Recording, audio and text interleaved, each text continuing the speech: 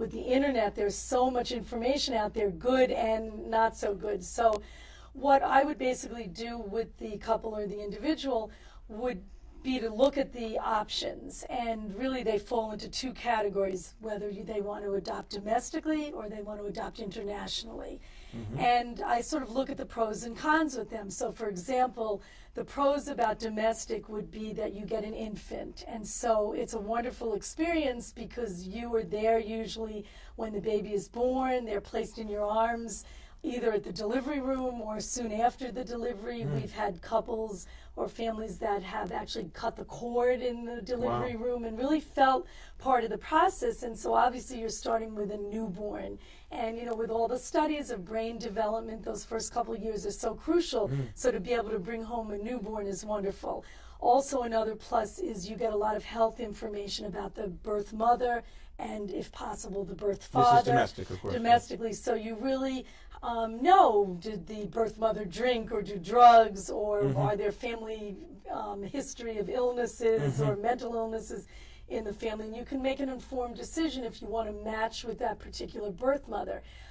It used to be a negative. I think people were worried about dealing with a birth mother because they felt like there's somebody waiting in the wings, or you hear all these horror She stories. could change her mind. Change her mind. But if the adoption is done, you know, legally and finalized the right way, and all the terminations are done correctly, which obviously we would make sure that they are. You work with. We would work with the couple on that, and with the agency that they would be using for the domestic adoption.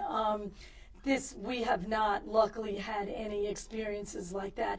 And people report that they actually like their birth mothers, that it doesn't mean that they have to be best friends for the rest of life and have, you know, Hanukkah or Christmas together, but it does mean that you can tell your child, this is where you came from, this was your ethnicity, this was the reason that the adoption plan was made. And I think as children grow up, that's very comforting to them to not have this sort of void of a black hole of not knowing that information. So all that is really a good reason to do domestic adoption. And truthfully, right now, domestic adoption is a little easier than international adoption. Typically within 6 months to a year, I will say that couples have been matched with a child and are home with their newborn baby. So the process. That's how long it takes? Yeah, and 6 months? depending on how open you are, if you're looking, you know, for a particular ethnicity, obviously, the way that our society works, it's harder to get a Caucasian baby. If you're willing to take a part Hispanic or African American child, it is a little quicker. And unfortunately, and I say unfortunately because I just am opposed to sort of the feeling about this, but it is a little less expensive if you go for the non-Caucasian child as well. You're saying it the way it is, the way it actually is, good, better, and different, or whatever. Right, it's reality. So then flipping to the other side of international, right now, international has become a little more difficult because the United States has joined with The Hague, which means that in order to, a lot of the countries are following a particular guideline, which is positive because it's trying to avoid baby buying or kidnapping, and making sure that whatever country you're dealing with, that the child is definitely free and clear for adoption. But because of that, there's a lot of paperwork that has come down the pike that makes it a little bit more complicated. Right now, the countries I'd say that I deal most in are Russia, Ethiopia, China. Their special needs or waiting child program, although China for their regular program now has gotten much harder, and it takes a lot longer, and there's a lot more criteria. Some countries that were good, Guatemala, Vietnam, are not open right now for Americans to adopt from. Okay. What are the costs, Barbara, of the Well, adoption? unfortunately, it's an expensive proposition, and I would say Well, so is in vitro, but both for domestic and for international, you're looking at somewhere between, I'd say, $20,000 to $30,000 or upwards even to $40,000. Now, there are some tax credits for adoption. There are some companies that give adoption assistance. There are some loans that people can access, but unfortunately, it is, you know, not inexpensive to adopt. Okay. And what about the racial issues? For example, let's say a Caucasian family has a an Asian baby. We see a lot of that. I mean, that right. becomes more apparent. You don't right. always know. Exactly. So now, Exactly. what's the proper protocol as you're a social worker? How should a parent what inform the child that they're adopted and so on and so forth? Well, we believe that the word adoption and the whole idea of the adoption story should be presented right from the beginning. I mean, even an infant who's too young to understand it should still be used in the house as just a word that they, become familiar with. The word adoption? The word adoption. Mm-hmm. And then a lot of families actually make these life books for the children, which are wonderful, that show the journey. And Mm-hmm. it has pictures, let's say they're going to China, so it's pictures of them getting on the airplane, and then pictures of them greeting the child, and Right. pictures of them together. If it's domestic, pictures along with the birth mother and the birth father, perhaps, Mm-hmm. in the hospital. And I think that children, as they grow up that are adopted, want to know, who am I? Where do I come from? And the more you can fill in and the more you can speak with them about, the better they feel about themselves. And I think you also want to arm your kids as they grow up with the appropriate, kind of answers to some of the questions they might get asked, like, how come you don't look like your parents? Or how come, is that your real brother? Is a question that a lot of kids tell me they'd often get asked. And yes, so what's is the that right your answer? real family? Of course it's my real Okay. family. Okay. And, and people, I don't think, do it out of malice, but out of ignorance. Yes. And we also at Jewish Family Service have classes every month on different topics of adoption to help our families really be prepared for some of the things that they're going to face as adoptive couples, and some of the things that the children are going to face as well.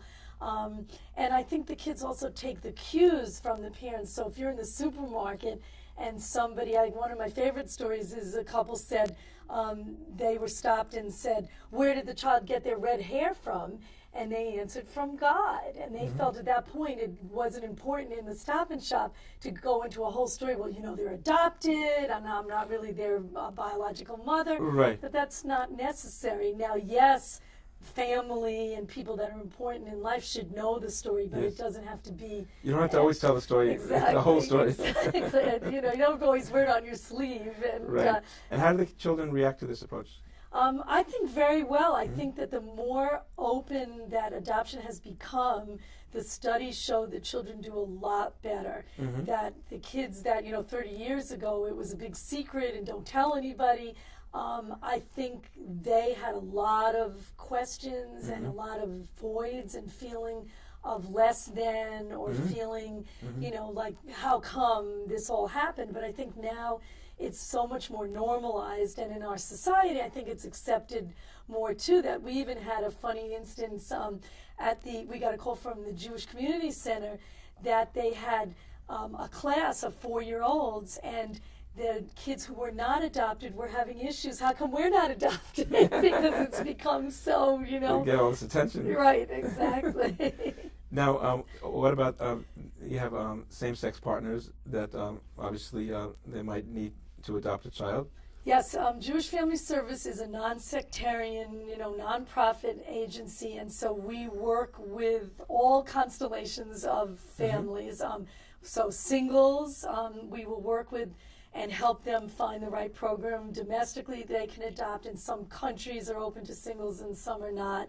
Same-sex couples, the same thing. We have to be aware of what the rules are for different countries, but we're certainly on our end open, to anyone who wants to adopt. And what we do at Jewish Family Service is everyone who adopts needs a home study. Yes, tell us about the home study. And it's a very, people hear home study and they get like, oh, what is, you're investigating us, and the social worker with the bun and the white gloves is going to come, to our house, is like what you see on the old movies. Well, it's a funny thing, Barbara, because like when you're able to do it yourself, so nobody asks you these questions because it's private. Right, isn't that interesting, right? And also the in vitro, the donor egg woman, right.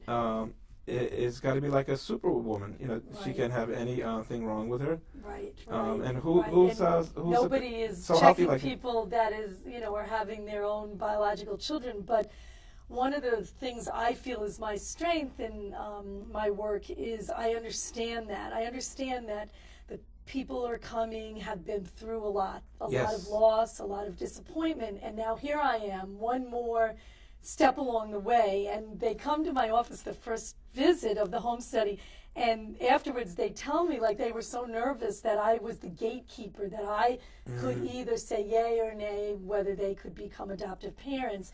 And so what I work very hard at is making people feel comfortable, understanding that the process is a little intrusive because we're going to have to get all kinds of information from them about their marriage, if they're married, about their relationship, about how they're going to parent, about their health, their finances. I have to go one visit to see their home,